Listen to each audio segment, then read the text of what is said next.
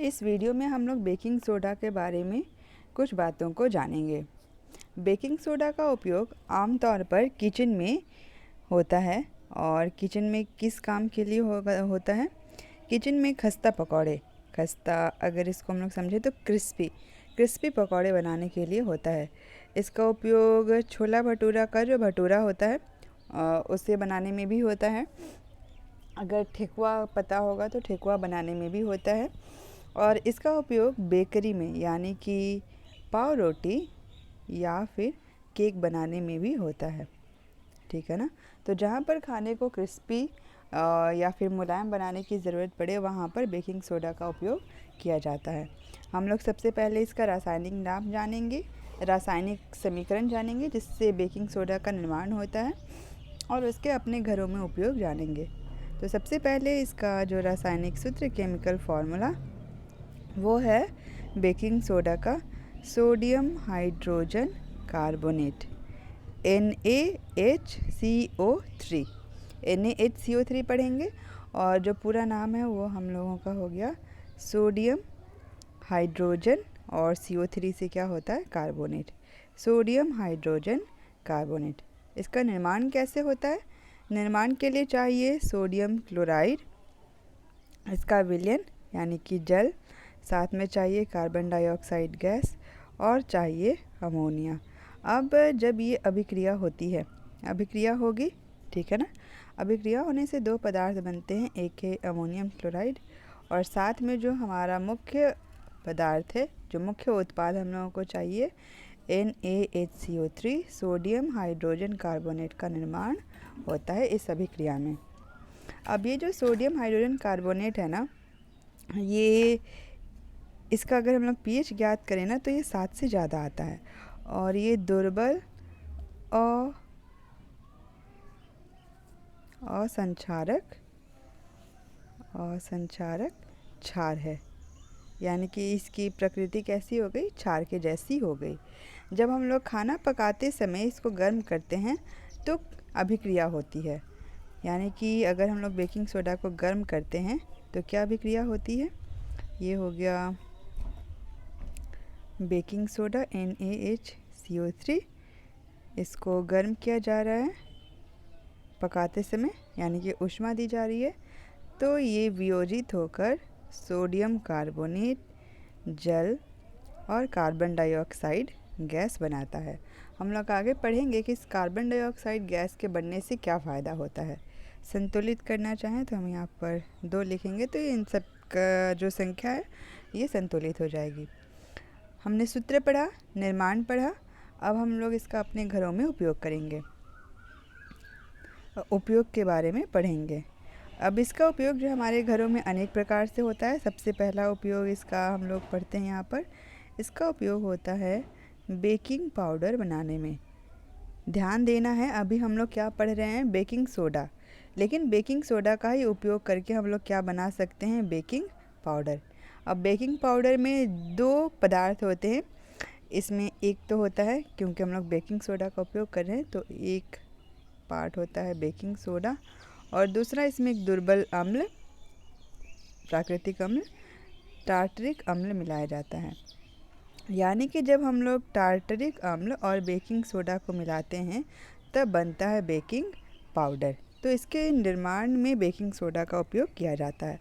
अब जब इस बेकिंग पाउडर, इसको हम लोग गर्म करते हैं, किसको, बेकिंग पाउडर को गर्म करते हैं या फिर जल में मिलाते हैं तो अभिक्रिया होती है। और क्या अभिक्रिया होती है, ये हो गया बेकिंग सोडा का NaCO3, अम्ल का H+, क्योंकि अम्ल में हाइड्रोजन आयन होता है। इसकी अभिक्रिया से बनता है कार्बन डाइऑक्साइड गैस, ये जल, और साथ में एक लवण बनता है जो इसी अम्ल का होता है, और इसमें क्या होता है, अम्ल का सोडियम लवण। अब यहाँ पर कार्बन डाइऑक्साइड गैस बना। कुछ देर पहले भी हमने चर्चा की थी कि जब हम बेकिंग सोडा को गर्म करते हैं तो कार्बन डाइऑक्साइड गैस बनती है ना। अब गर्म करने से या जल में मिलाने से जो कार्बन डाइऑक्साइड गैस बनी, इससे क्या फ़ायदा होता है कि पावरोटी या केक, इसमें खमीर उठ जाता है। केक या फिर हम लोग जो ब्रेड बोलते हैं पावरोटी, इसमें खमीर उठ जाता है। ये खमीर उठने का मतलब वो फूल जाता है। केक अगर किसी ने कहीं बनाया होगा ना, तो वो केक जो है ना वो पकने के बाद वो उठा हुआ हम लोगों को दिखता है। और इस CO2 गैस के कारण ही ये जो पावरोटी या केक है वो कैसा होता है, मुलायम, जिस वजह से हमें केक या पावरोटी ये दोनों ही पसंद आते हैं, मुलायम और स्पंजी हो जाते हैं। तो ये बस कार्बन डाइऑक्साइड गैस बन के निर्माण के कारण होता है। और ये कैसे बनता है, जब हम लोग जल में मिलाते हैं या फिर गर्म करते हैं। ऐसे ही हम लोग सेम एक्सपेरिमेंट कर सकते इनो पाउडर के साथ। इनो पाउडर भी अगर किसी ने यूज़ किया होगा ना, तो वो देखना, जब उसको हम लोग वाटर यानी कि जल में मिक्स करते हैं ना, तो बहुत सारे बबल्स का फॉर्मेशन होता है। तो ये जो बबल्स होते हैं, इनो पाउडर में भी ये कार्बोनेट होता है, किसी धातु का कार्बोनेट लवण होता है। और जब हम लोग इसको जल वाटर में मिक्स करते हैं तो कार्बन डाइऑक्साइड गैस बनता है, जिससे बहुत सारे बबल्स झाग जैसा दिखता है। कई बार हम लोग इनो पाउडर का भी उपयोग कर लेते हैं खाना बनाने में। इसका दूसरा उपयोग होता है अग्निशामक बनाने में। अग्निशामक एक तरह के यंत्र होते हैं जिनका काम होता है आग बुझाना। हॉस्पिटल्स में या फिर स्कूल में, बैंक में, ऐसे भीड़ भाड़ वाली जगहों पर ना, जहाँ पे क्राउडेड एरिया है जो, वहाँ पर हम लोग एक लाल रंग का सिलेंडर लगा हुआ देखेंगे। और इस सिलेंडर में एक पाइप भी होता है। और ये जो पाइप होता है ना, इसमें भरी होती है कार्बन डाइऑक्साइड गैस, जो कि आग बुझाने के काम में आती है। तो आग बुझाने वाले यंत्र को कहेंगे अग्निशामक।